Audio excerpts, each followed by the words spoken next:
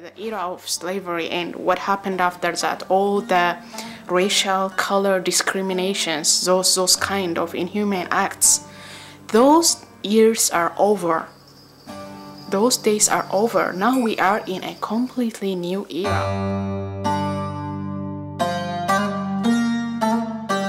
Well, you're from Africa, I don't understand what you're saying, or something like that. Like, start making jokes like that. Or people who are directly from Africa would say something like, well, all you do is listen to rap music, you do this kind of thing. So it starts with that like back and forth thing, finding things that are different between each other rather than finding things that are similar.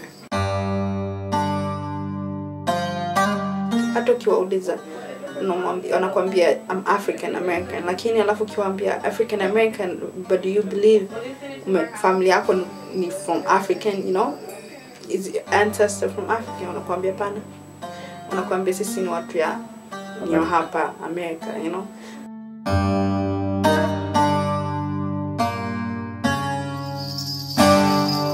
What I've heard is just basically people said they're mean, people say that they stink, which I don't get either, and they say that they dress funny, and just, if you want to put an elementary type of insults, really. The thing is, most Africans share the same kind of belief system that African Americans have towards African. Yeah. I mean, not in a big negative way, but in that they will not be too interested in knowing exactly what countries you come from, or why you're here, if you have parents or brothers and sisters. Yeah. When you're busy separating us by back home is so wonderful, in this place you are, along with that goes with here you are not as good, this place is not as good, this is not a good place for us, there's so many things wrong with this country, and there are, and back home is so wonderful, but yet you're here and not there, and when you go there, you're busy getting back here. So I have an issue with that. The usage of the term, or the terms back home, comes out of nostalgia, of longing to the days gone by, or the days where we were and how we grew up and so forth. We don't have no back home. So when you say back home to us, like back home is so wonderful, that's an insult in most cases.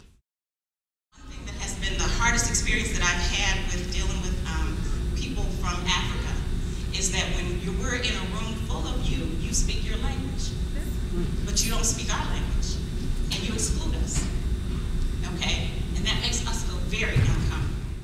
Please learn to deal with it, because even when we were in college, I will tell you, when I first came to this country, when a typical African American speak, I did not get one word they speak. I will tell you that. We felt lost the same way.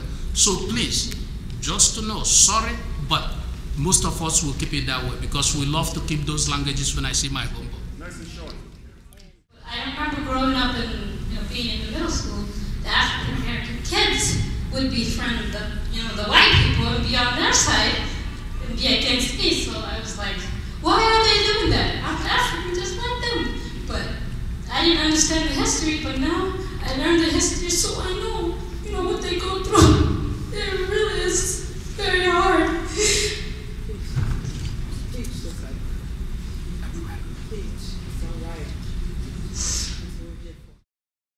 And when my African brothers and sisters come here who I love, miss, and need to heal, and they say I'm less than too, where am I to go?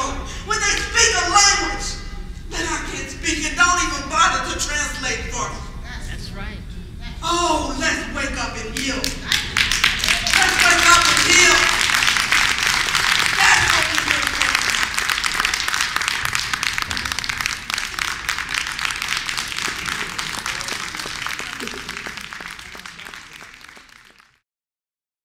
Obama comes at a very crucial time, you know, and he forces us to confront these ideas of identity and race, you know, and nationality,